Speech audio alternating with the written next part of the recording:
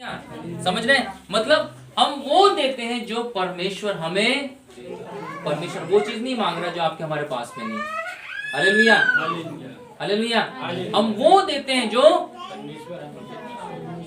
यदि आप और हम कहें परमेश्वर ने मुझे 2 वक्त की रोटी दी है, यदि आप और हम कहें परमेश्वर ने मुझे पहनने के लिए कपड़े दिए हैं, तो वाचा में लिखा है कि अपने अब्राहम को बोला अपने वंश को भी इस बात को सिखाना कि आप उन सारी चीजों में दशमांश को तुम दिया करो। हालेलुया। और यदि नहीं है तो परमेश्वर बोलता कोई बात नहीं, लेकिन यदि है आपके मेरे पास में, उस समय देखिए, उस समय गाय भेड़ बकरी हुआ करती थी, भूमि हुआ करती थी, लोग उसी में उसी रूप में देते थे। हमें उसी रूप में 10 गाय है तो उसमें से क्या करेंगे, एक को निकाल करके दे देंगे। भेड़ है तो, बकरी है तो उसमें से एक को दे देंगे। सोना चांदी रुपया है तो उसमें से दशमांश निकाल करके दे देंगे। अनाज है तो उसमें से दशमांश निकाल कर दे देंगे।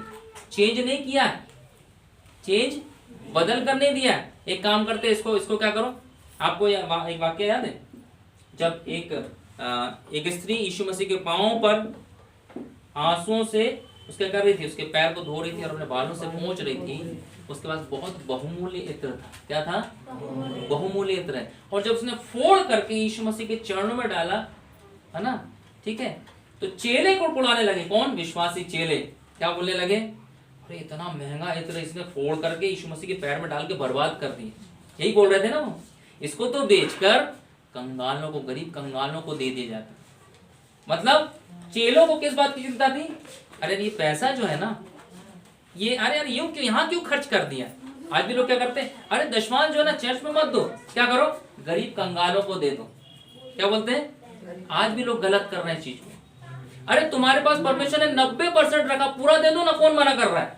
हालेलुया। लेकिन जो भाग निश्चित किया वो परमेश्वर को दे दो। Hallelujah, hallelujah. जो परमेश्वर का है, जो निश्चित किया गया आपके मेरे लिए, वो परमेश्वर को दे दो, वचन में लिखा है। और जो कैसर का, वो कैसर को दे दो। हालेलुया। जो परमेश्वर का है वो परमेश्वर को दे दो। हालेलुया, आमीन। चाहे जो कुछ दिया, चाहे छोटी नौकरी है, चाहे बड़ी नौकरी, कुछ भी है, आपको हमको समझना, जिस रूप में परमेश्वर दे रहा उस रूप में आपको हमको देना। दूसरी चीज, हालेलुया, आमीन। मैं आगे उस चीज को सिखाऊंगा, पहले इस बात को आप समझे कि ये दशमांश की बात जो है आप और हम क्यों सुन रहे हैं। पुराने नियम में जो बात लिखी, सबसे पहली चीज तो ये व्यवस्था नहीं है, क्योंकि नए नियम में लिखा है कि हमें व्यवस्था का पालन, हम उसके अधीन नहीं हैं। व्यवस्था के अधीन मतलब उसमें जो नियम कानून है वैसे करने के लिए हम बाध्य नहीं है, लेकिन नए नियम में उन बातों को दूसरे रीति से किया गया, उनको आपको हमको पूरा करना। आमीन। यीशु मसीह ने कहा यदि तुम मुझसे, बोले ना, प्रेम करते हो, प्रेम करोगे तो मेरी आज्ञाओं को, ये प्रेम वश आपके मेरे रखिए। यदि तुम मुझसे प्रेम करते हो, अब्राहम परमेश्वर से प्रेम करता था, उसके आने वाले वंश इसहाक और याकूब भी परमेश्वर से प्रेम करते, उन्होंने भी उस बात को किया जो उनके पिता ने की। हालेलुया। और यीशु मसीह भी आके बोल रहे ना, बोल रहे ठीक है, देखो यदि तुम मुझसे प्रेम करते हो ना, सिर्फ दशमांश की बात नहीं हो रही, और भी बहुत सारी आ गई, लेकिन एक छोटा सा भाग जो है कलीसिया को सीखना जरूरी है, जो आप लोग नहीं सीख पा रहे, उस बात को आपको सिखाना जरूरी है। यदि तुम मुझसे प्रेम करते हो तो जो आज्ञा मेरी है उसे क्या करोगे, तुम मानोगे भी। और यदि प्रेम नहीं करते हो तो, ये परमेश्वर को पता है, प्रेम नहीं करते तो नहीं मानेंगे, कोई बात नहीं। अब आपके मेरे ऊपर है, मुझे परमेश्वर को प्रेम करना है या नहीं करना। यदि मैं प्रेम करूंगा तो इस बात को मैं दिखाऊंगा, मैं परमेश्वर की आज्ञा मानूंगा। और यदि प्रेम नहीं करता तो कोई बात नहीं, ठीक है। अब देखिए आगे चलते हैं। पहली चीज तो ये, जो हम वो देते हैं जो परमेश्वर हमको उसमें से देते हैं। हालेलुया। और परमेश्वर जो देता है वो देना भी सिखाता है। दोनों चीजें, हम और हम वो देते हैं जो, बोलिए ना, जो परमेश्वर देता है, और परमेश्वर जो देता है वो देना भी सिखाता है। आमीन। अब आएंगे हम उसी में जो मिल्कीसेदेक की जो बात हो रही, इब्रानियों की पत्री अध्याय 7 का 1 से 3 पद, ये बहुत इंपॉर्टेंट है। नए नियम में आप लोग जो समझना चाहते हैं इस विषय में, आज इस बात को सीखिए। इब्रानियों की पत्री अध्याय 7 का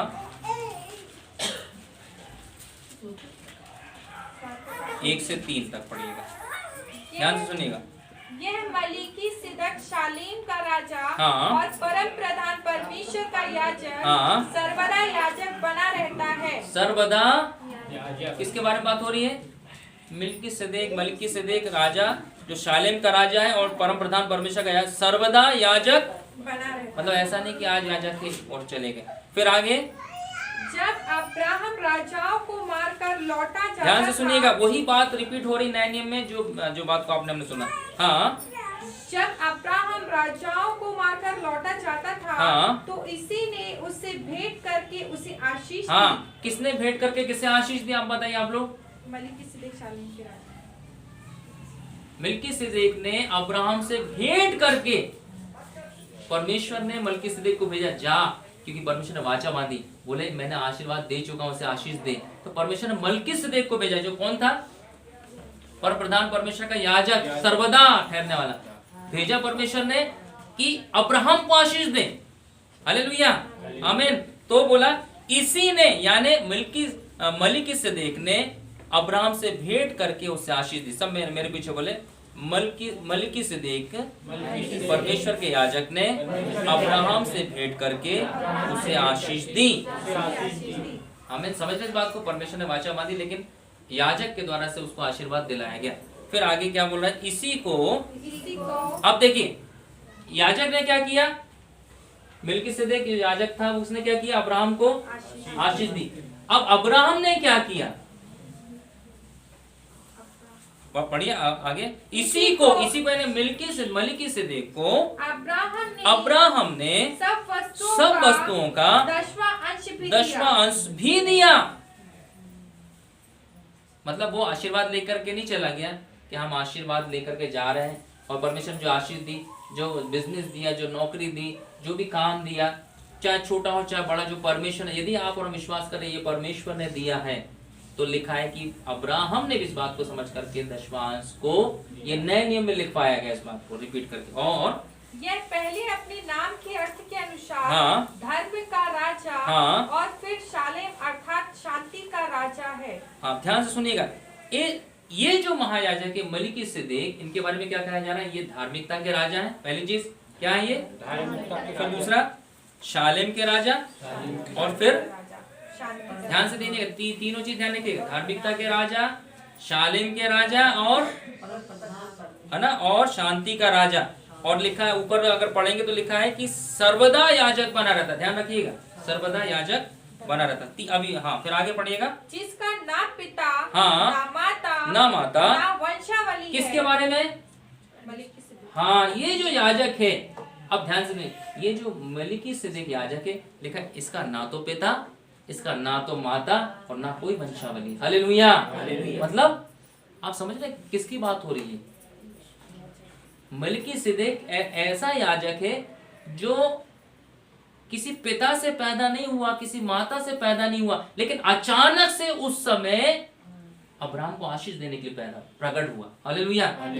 ना तो पिता, ना तो माता, ना तो इसके क्या लिखा है, ना वंशावली। मतलब कहां से आया, कौन है, क्या कोई नहीं जानता, आज तक नहीं जानता कौन आ गया, कहां से आ गया। मलिकिसिदक राजा आ गया और जाकर के उसने रोटी और दाखमधु ला करके उसको अब्राहम को दिया और आशीर्वाद दिया। किसने, ये याजक की बात। और ध्यान दीजिएगा इस याजक के बारे में, है ना, जो पुराने नियम में वहां पर मिला था, इसलिए मैं बोला था परछाई के रूप में जो चीज है वो नए नियम में ओरिजिनल वास्तविक रूप में आई है। अब देखिए, आप समझ में आ गए। और क्या लिखा है, जिसके दिनों का ना आदि है और ना जीवन का अंत है, परंतु परमेश्वर के स्वरूप ठहर कर वे सदा के लिए याजक बना रहता है। किसके बारे में बात हो रही है, मलिकिसिदक के बारे में, मलिकिसिदक याजक के बारे में। आप समझ रहे किसके बारे में बात हो रही है, ये याजक, ये कौन थे, ये सर्वदा परमेश्वर के याजक। मतलब ऐसा नहीं था कि अभी पैदा हो गए और फिर बड़े होकर याजक बन गए। लिखा है ना तो माता, ना तो पिता, ना कोई वंशावली। मतलब कहां से आ गए फिर, पुराने नियम में कहां से प्रकट हो गए एकदम से, ना तो पिता से पैदा हुए, ना तो माता से पैदा हुए, ना कोई वंशावली है, लेकिन अचानक से पैदा हुए परमेश्वर की ओर से और अब्राहम को आशीर्वाद दिया, आशीष दिया। हालेलुया। समझ रहे हैं। और क्या लिखा है इनके बारे में, आगे लिखा है जिसके दिनों का ना अंत, बोलिए, जिसके दिनों का ना आदि और ना जीवन का अंत, परंतु परमेश्वर के पुत्र के स्वरूप ठहरकर वह सदा के लिए याजक बना रहता है। अगर समझ गए हो तो ताली बजा दीजिए।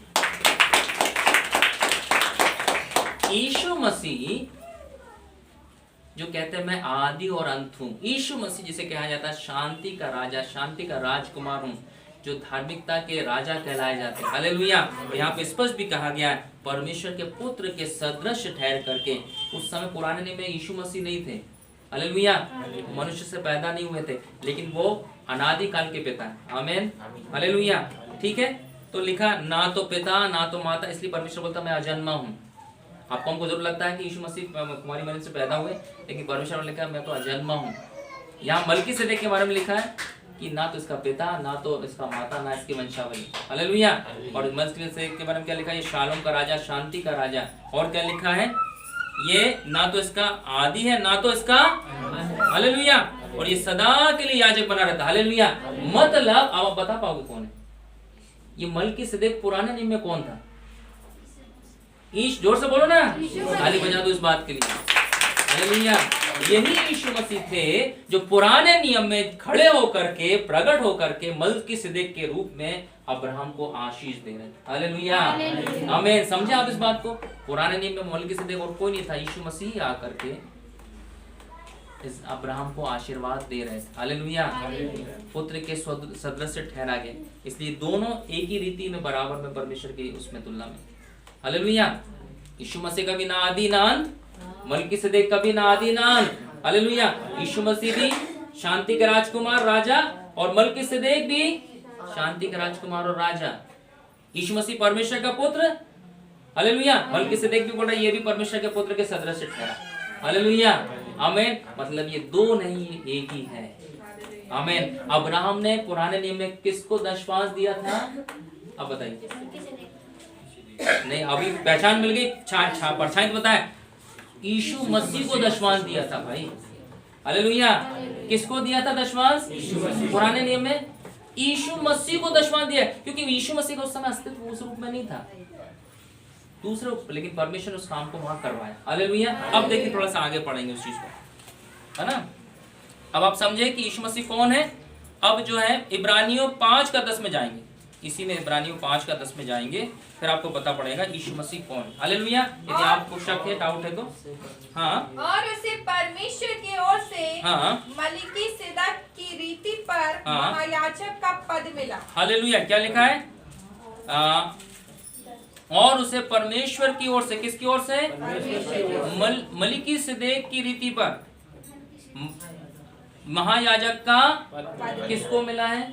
यीशु मसीह को वो पद जो है पुराने नियम में जो पद मलकीसेदेक के पास था, वही पद नए नियम में यीशु मसीह को मिला है। हालेलुया। वही पद पर जहां वो थे याजक, वही पद पर आज यीशु मसीह सर्वदा के महायाजक। आमीन। अब आगे पढ़ेंगे इसमें 7:4 पढ़िएगा, सॉरी 6:20 पढ़िए, 6:20। जहाँ यीशु ने हाँ। मलकीसेदेक की रीति पर हाँ। सदा काल का महायाजक बनकर हाँ। हमारे लिए अगुआ के रूप में प्रवेश किया है। हाँ, जब वो परमेश्वर पिता के पास में अपना ही लहू लेकर के गए महायाजक। पुराने समय में आपको बताया कि महायाजक जो जानवरों का लहू ले जाता था और परमेश्वर के पास में जाकर के वो उसको अनुग्रह की सीट पर क्या करता था? छिड़कता था। फिर वापस आकर के इजरायलियों पर क्या करता था? उसको छिड़का जाता था। लेकिन यीशु मसीह जब आए तो उन्होंने बोले नहीं, अब ये जानवर वाला काम खत्म, अब मैं अपना ही बलिदान लेकर क्या करूंगा? अपने पिता के पास में जाऊंगा, परमेश्वर के पास जाऊंगा, अपना ही लहू चढ़ाऊंगा और उससे तुम्हारे पाप और गुनाह क्षमा। ये महायाजक का काम होता था। हालेलुया। और इस काम को भी किसने पूरा किया? यीशु मसीह ने ही पूरा किया। लेकिन कैसे पूरा किया? लिखा है जहाँ यीशु ने मलकीसेदेक की रीति पर किया। हालेलुया। मतलब ये मलकीसेदेक जो याजक है बहुत इंपॉर्टेंट है। आमीन। इसने जो आशीष दिया अब्राहम को बहुत इंपॉर्टेंट है। अब्राहम ने जो इनके साथ जो काम किया वो बहुत इंपॉर्टेंट। हालेलुया। इस बात से आप और हम चूक रहे हैं कहीं ना। ठीक है, आगे लिखा मलकीसेदेक की रीति पर सदा काल का महायाजक बनकर हमारे लिए अगुवे के रूप में प्रवेश क्या किया? अगुवे के रूप में प्रवेश किया, परमेश्वर के पास जाकर अपना ही लहू ले जाकर के किया। चलिए अब 7:4 पर अब इस पर ध्यान करो। हाँ। कि वह कैसा महान था। हाँ। जिसको कुलपति अब्राहम ने लूट के अच्छे से अच्छे माल का 10वां अंश ध्यान दिया। सुनिएगा। अब इस पर ध्यान करो। कलीसिया में बोला जा रहा है अब इस पर जो ध्यान नहीं दे रहे वो ध्यान दे, अब इस पर क्या बात, वह कैसा महान था, कौन, हाँ मलिकिसेदेक की बात हो रही, वह कैसा महान था। अब यीशु मसीह की बात और आप और हम बोलते हैं ना महान था, यीशु मसीह महान है, हालेलुया, वह कैसा महान था। अभी फिलहाल की जो बात हो रही मलिकिसेदेक की बात हो रही, वह कैसा महान था जिसको कुलपति ने अब्राहम ने लूट के अच्छे से अच्छे माल का दशमांश दिया। अब्राहम ने किसको दशमांश दिया, उस महान को जो कैसा महान था। देखिए इसलिए अब्राहम उस बात को जान गए, परमेश्वर ने उस बात को प्रकट किया, तभी उन्होंने इस काम को किया जो आने वाले समय में कलीसिया के लिए आपके हमारे लिए रखा गया था। आमीन। तो बोल रहे हैं वो कैसा महान था कि अब्राहम जो है क्या कर रहे हैं, अब्राहम ने अच्छे से अच्छे माल का दशमांश, हाँ ये बात भी ध्यान रखना, यदि दशमांश की बात आती है तो अच्छे से अच्छे माल का, ऐसा नहीं बचा कुचा कचरा परमेश्वर के राज में ला दिए दशमांश के रूप में कि ये दशमांश, नहीं, अच्छे से अच्छे माल का दशमांश, पहली चीज तो ये। दूसरा आपने हमने सीखा कि भाई जिस रूप में परमेश्वर आपको मुझको देता उसी रूप में आपको वापस वो दशमांश को लाना है, ठीक है। फिर आगे क्या लिखा है, लेवी की संतान में से हाँ। जो याजक का पद पाते हैं उन्हें आज्ञा मिली है, ध्यान से सुनिएगा, हाँ, कि लोगों अर्थात अपने भाइयों से, हाँ। चाहे वे अब्राहम ही की देह से क्यों ना जन्मे हो, हाँ। व्यवस्था के अनुसार 10वां अंश ले। व्यवस्था के अनुसार जो दशमांश लेने का हक जिसको था वो लेवी गोत्र में पैदा होने वाले याजकों को था, हालेलुया, आमीन। किसको ये हक था, कौन सा वाला, व्यवस्था की जब बात आई, व्यवस्था जब आई तब जो दशमांश की बात है ये अलग चीज है, इसलिए दोनों को फर्क समझना है, कई लोग अभी भी कंफ्यूज हो जाते। व्यवस्था में जो लेवी याजक थे उनको यह था कि अपने भाइयों से, मतलब और जो बाकी 11 गोत्र उनसे क्या करे, दशमांश को ले, लेकिन कौन सी थी, व्यवस्था के अधीन जो लेवी गोत्र का था, क्या था, अब आगे सुनिएगा आगे, हाँ वही से, हाँ, लेवी की संतान में से जो याजक का पद पाते हैं हाँ। उन्हें आज्ञा मिली है कि लोगों अर्थात अपने भाइयों से, चाहे वे अब्राहम ही के देह से क्यों ना जन्मे हो, व्यवस्था के अनुसार 10वां अंश ले। हाँ, पर इसने जो उनकी वंशावली में का भी ना था, हाँ, इसने, हाँ पढ़ी आगे पढ़ी फिर क्लियर करते हैं। पर अब्राहम से 10वां अंश लिया। हाँ, किसने लिया, मलिकिसेदेक ने, हालेलुया, जो लेवी गोत्र में से ना था। यीशु मसीह यहूदा गोत्र में से थे, हालेलुया, लेवी गोत्र में से पैदा नहीं हुए थे, हालेलुया। इसलिए व्यवस्था के अनुसार वो बात यदि आप और हम कंफ्यूज करते कि नहीं व्यवस्था के अनुसार आपको हमको ये काम को नहीं करना है, तो यहाँ लिखा है लेवी गोत्र में जो याजक थे उनको ये आज्ञा मिली थी तुम अपने भाइयों से दशमांश, लेकिन यहाँ यीशु मसीह की बात हो रही और जहाँ मलिकिसेदेक की बात हो रही, लिखा वो लेवी गोत्र में से नहीं थे, हालेलुया। मतलब व्यवस्था के अनुसार वो चीज नहीं हुई थी जो मलिकिसेदेक के साथ हुई थी, हालेलुया। वो यहूदा गोत्र में से थे यीशु मसीह, हालेलुया। ये दूसरा गोत्र 12 गोत्र में से, है ना। फिर और जिसे प्रतिज्ञा मिली थी उसे आशीष दी, हाँ, और जिसे प्रतिज्ञा मिली थी उसे आशीष आशीष दी। और इसमें संदेह नहीं हाँ। कि छोटा बड़े से आशीष पाता है। हाँ, और यहाँ तो मरणहार मनुष्य 10वां अंश लेते हैं। हाँ, रुकिए, यहाँ तो मरणहार मनुष्य दशमांश लेते। कहाँ, व्यवस्था की बात हो रही। व्यवस्था में जो लेवी लोग जो पैदा होते थे, याजक होते थे, वो पैदा हुए, बड़े हुए, बने और फिर मर जाते थे, तो यहाँ लिखा मरणहार दशमांश लेते थे। लेकिन अभी मलिकिसेदेक के बारे में जो आपने सुना, तो क्या लिखा है, वो सर्वदा जीवित रहने वाला परमेश्वर का महायाजक। मतलब ये बात भी मलिकिसेदेक के ऊपर पूरी नहीं होती। मतलब अगर याजक की बात करें कि अगर दशमांश की बात करें, तो यहाँ पर लिखा है कि यहाँ तो जो व्यवस्था के अनुसार जो है लेवी गोत्र के लोग दशमांश को लेते थे, उनको आज्ञा मिली थी कि अपने भाइयों से क्या करो, दशमांश को तुम लो, ये तुम्हारा हक है। परमेश्वर ने बोला जो मेरा भाग है वो तुम्हारे लिए। लेकिन यीशु मसीह के बारे में और मलिकिसेदेक के बारे में कि ये लेवी गोत्र में से, मतलब व्यवस्था के अनुसार नहीं थे। परमेश्वर ने इसको व्यवस्था के अनुसार नहीं रखा था, मलिकिसेदेक और यीशु मसीह को। फिर पर वहाँ वही लेता है, जिसकी गवाही दी जाती जिसकी है, गवाही दी जाती है कि वह जीवित है, वह जीवित, हालेलुया। पर वहाँ वही लेता है जिसकी गवाही दी जाती है, वह जीवित है। कौन है वो, किसको बोलते हैं आप और हम जीवित हैं? लिखा पर वहाँ वही, मतलब वहाँ वही लेता है जो आप बोल रहे स्वर्ग में, परमेश्वर पिता के पास में, ये बात लिखी जा रही है, क्या लिखी जा रही है? पर वहाँ वही कौन लेता है दशमांश? जिसकी गवाही ये दी जाती है कि वे जीवित है। आप और हम किसकी गवाही देते हैं? यीशु मसीह जीवित है। मतलब दशमांश जो देता है मनुष्य किसको देता है? क्योंकि लिखा है यहाँ तो मरणहार लेते हैं, लेकिन वो जो दशमांश ले रहा है, जो मलकीसेदेक के रूप में अब्राहम से ग्रहण किया, मांगा नहीं था मलकीसेदेक ने। हालेलुया।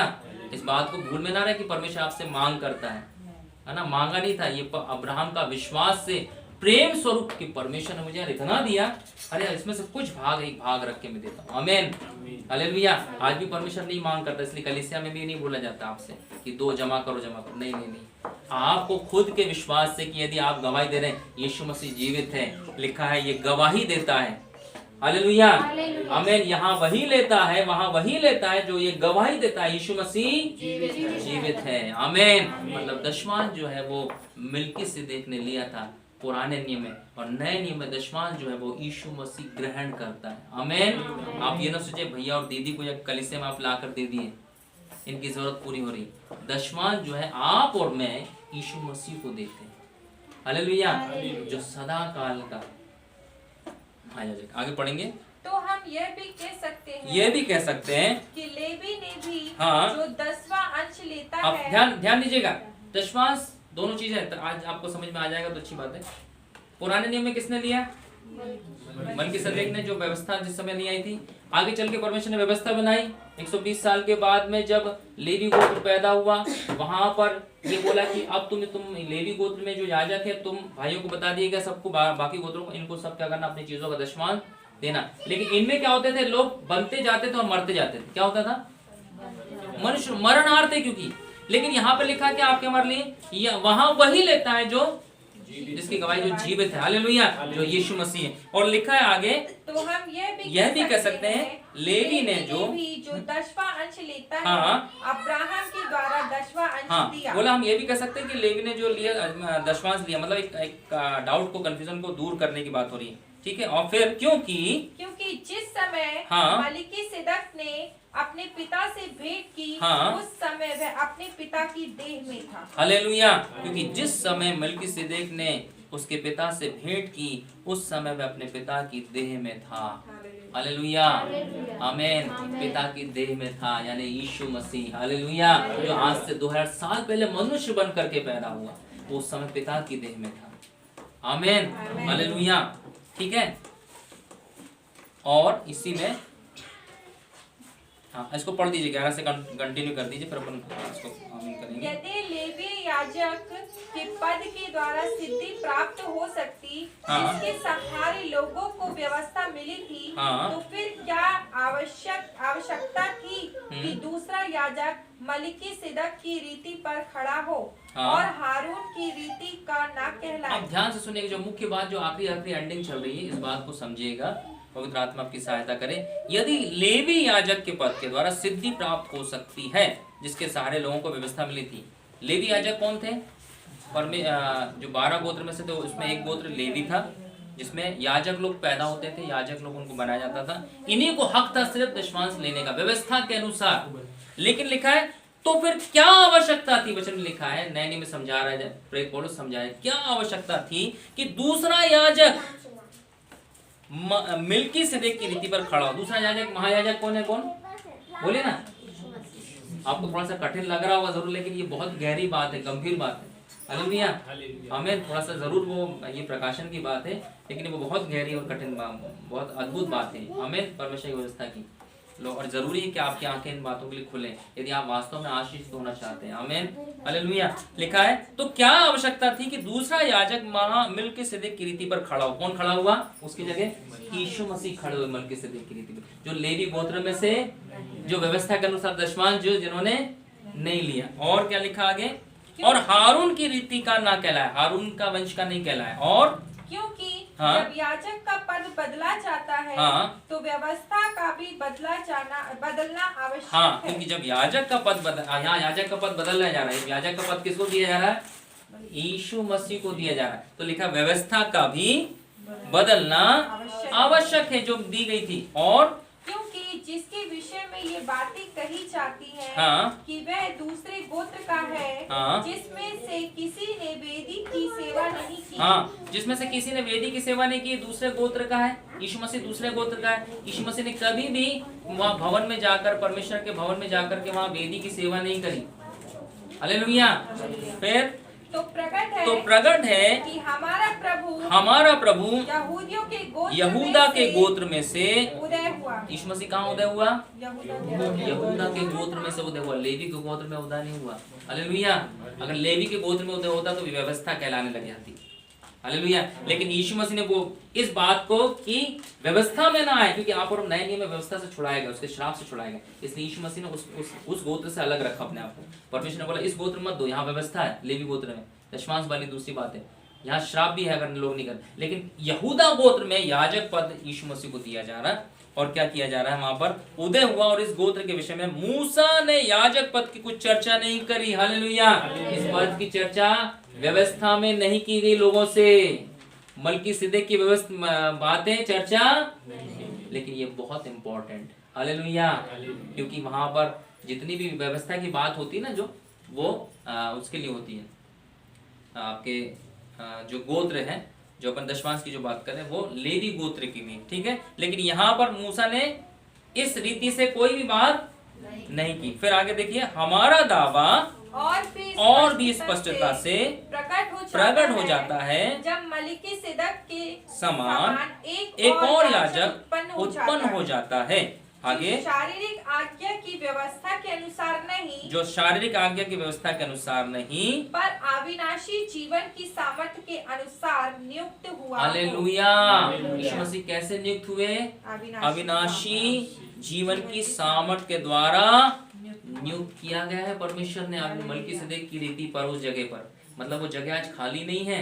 यदि आज आप और हम बोले अब्राहम ने तो मलकीसिदक को दिया था, अब तो मलकीसिदक नहीं है, आज भी मलकीसिदक है। हालेलुया। उस पद पर यीशु मसीह बैठे हैं। हालेलुया।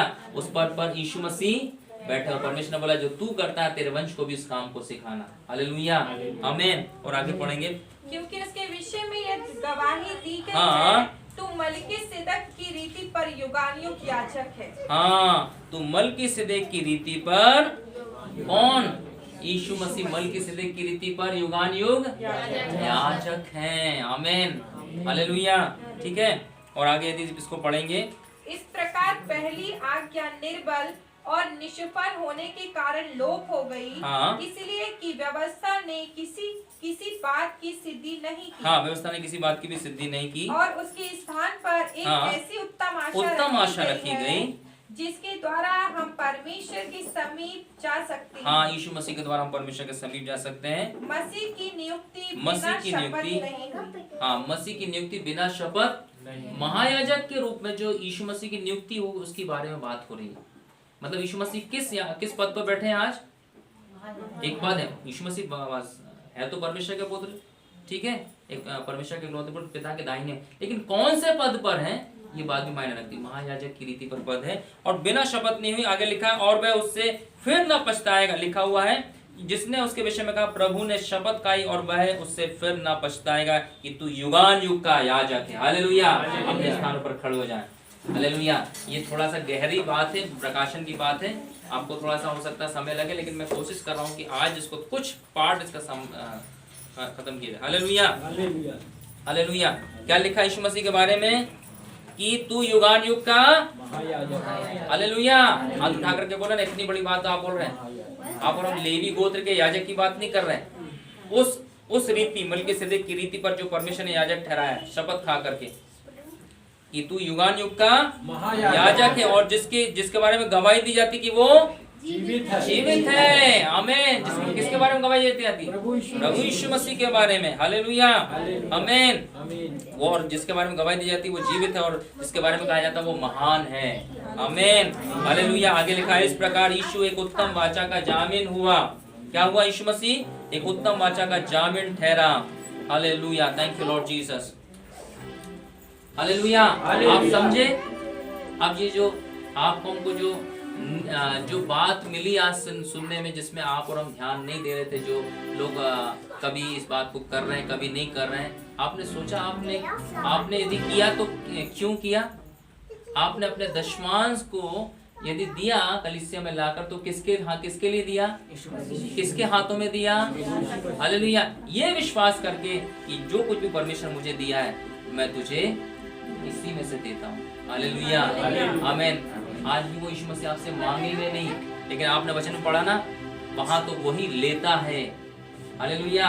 यहाँ तो मरणहार लेते, वहां तो वही लेता है जो महान है, जो जीवित है।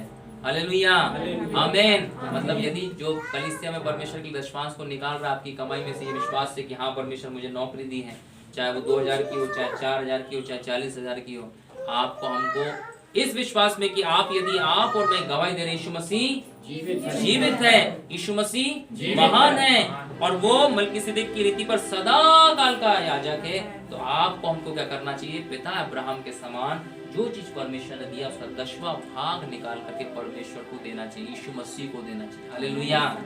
आप और हम सोचें, क्या वास्तव में आप और हम ऐसा काम को कर रहे हैं? कलीसिया में हो सकता है कुछ लोग कर रहे हो, लेकिन कई लोग हैं जो इस बारे में ध्यान नहीं दे रहे। कई लोग उसको रूप बदल कर दे रहे हैं, है ना। कई लोग सोचते हैं कि यार ठीक है, इसमें से इतना मिला एक काम को, और इसमें से थोड़ा दे देता हूँ, ठीक है। इस प्रकार से लोग करें, लेकिन ऐसा काम नहीं करें। आप ईमानदारी से, यदि आप गवाही दे रहे यीशु मसीह जीवित है, यदि आप कह रहे हैं यीशु मसीह महान है, और यदि आप कह रहे हैं नए में यीशु मसीह मलकीसिदक की रीति पर है, तो आप जब इस काम को कर रहे हैं ना, इसी रीति से आप और मैं इस बात की गवाही दे रहे हैं। और यदि नहीं कर रहे हैं, और यदि नहीं दे पा रहे हैं, और यदि नहीं कर रहे, तो आप ये गवाही देने में निष्फल हो रहे हैं कि यीशु मसीह जीवित है। आप ये गवाही देने में निष्फल हो रहे हैं कि यीशु मसीह महान है। आप इस बात को गवाही देने में फेल हो रहे हैं कि यीशु मसीह सर्वदा तक महायाजक है। हालेलुया, आमीन। आइए अपनी आंखों को बंद करें, आइए पश्चाताप भी करें, और परमेश्वर इस वचन के द्वारा, इस प्रकाशन के द्वारा आपकी मेरी आंखों को खोलें। Thank you Lord Jesus, thank you Jesus, thank you Jesus, thank you Lord. Hallelujah, thank you Jesus, yes Jesus.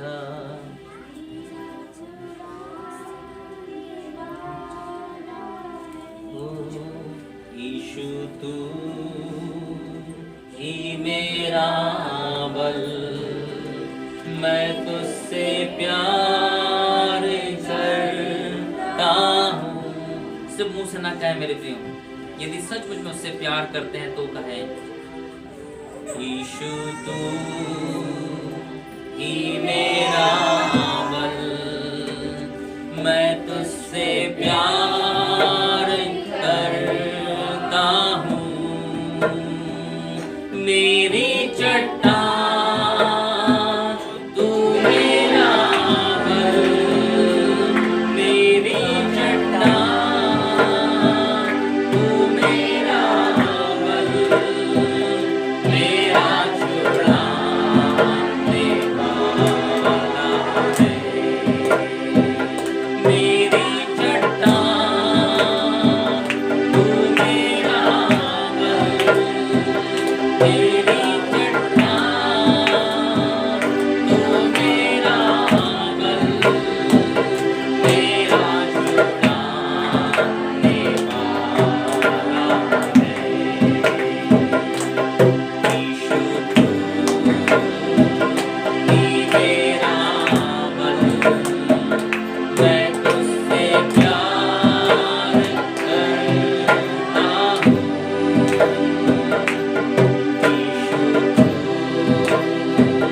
ही मेरा बल, मैं तुझसे प्यार करता हूँ। मेरे प्रियो, इसलिए यीशु मसीह ने कहा, हाँ, तू मेरा बल, मेरी चट्टान तू मेरा बल, मेरा छुड़ाने वाला है, मेरा छुड़ाने वाला है। आइए आज एक निर्णय ले, जो आपने सुना है, यदि सब कुछ को ध्यान से सुना है, आज आपको समझ में आ गया होगा, और पवित्र आत्मा जरूर आपकी सहायता करेगा। ये खाली हाथ यीशु मसीह के सामने आकर के ये कहने की बात नहीं, तू महान है और तू जीवित है, लिखा जो इस काम को करता है पिता अब्राहम के समान, जो चीज परमेश्वर की है और परमेश्वर ने दी, उसमें से दशमांश को निकाल करके जो मलिकिसिदेक को या यीशु मसीह को देता है, वो ये कहता है, वो गवाही देता है कि यीशु मसीह जीवित है। वो ये कहता है वो महान है, वो ये कहता है वो सर्वदा का महायाजक है। आज कितनी बार और हर महीने आपने खाली हाथ उठा करके उस यीशु मसीह का आप जीवित हैं, आप महान हैं, लेकिन आज मुझको और आपको ये प्रकाशन मिला है, परमेश्वर ने ठहराया इस रीति से, परमेश्वर ने शपथ खा करके अपने पुत्र को मलिकिसिदेक की रीति पर याजक ठहराया सर्वदा के लिए। आज उस पिता अब्राहम के समान जो आप और हम कहते हैं हम उसके वंशज हैं, सिर्फ कहने वाली बात नहीं है मेरे प्रियो, आप करके दिखाएं। हाँ, जैसे मेरे विश्वास के पिता ने किया मैं भी करने पाऊंगा। आज निर्णय ले एक बात को। हाँ, जैसे याकूब ने कहा यदि तू मुझे देगा तो मैं दूंगा। आज परमेश्वर से कहें सचमुच में प्रभु यदि तू मुझे देगा मैं दूंगा। यदि उसने 2 वक्त की रोटी आपको दी है और पहनने के लिए कपड़े दिया है, आप भी आज के सुबह कह सकते हैं याकूब के समान कि हाँ मैं भी तुझे सब बातों का, सब वस्तुओं का, अच्छे से अच्छे वस्तुओं का दशमांश लगातार देते रहूंगा। आज ये निर्णय लें, क्योंकि लिखा है यहाँ तो मरणहार लेते हैं, व्यवस्था में मरणहार लेते हैं, लेकिन वहां जो पिता के दाहिने ओर है वहां तो वही लेता है जो सर्वदा जीवित है, जो यहूदा गोत्र का है, जो व्यवस्था के अनुसार नहीं लेता। इसलिए उसने कहा अब तुम व्यवस्था के अधीन नहीं कि तुम इस रीति से दशमांश दो, लेकिन तुम नई नियम के वाचा के अधीन हो, जिस वाचा में, उस लहू की वाचा में तुम्हें उस बात को ठहराया गया है, उस बात को ठहराया गया। अब आइए अपने हाथों को स्वर्ग की ओर उठाएं, उस प्रभु यीशु मसीह की ओर के प्रभु आज से और अब से हाथ आपके पास में खाली नहीं कहे जाएंगे कि आप जीवित हैं और आप महान हैं, आप सर्वदा के महायाजक हैं। आज ये भाग, ये बात जो मेरे पिता अब्राहम ने और उसके वंशों ने की, मैं भी करने पाऊंगा, क्योंकि आप ही ने मुझे रोटी दिया है, आप ही ने मुझे पहनने के लिए कपड़े दिया है, आप ही ने मुझे सब कुछ दिया है, इसलिए मैं भी आपको देने पाऊंगा, मैं भी आपको देने पाऊंगा। हम धन्यवाद देते हैं यीशु मसीह के नाम में, आमीन। आइए ताली बजा के परमेश्वर hallelujah, hallelujah, hallelujah, hallelujah, hallelujah. क्योंकि ये ऑफ हो गया, ऑफ हो गया। Hallelujah, hallelujah. एक चीज और मैं बताना चाहता हूँ कि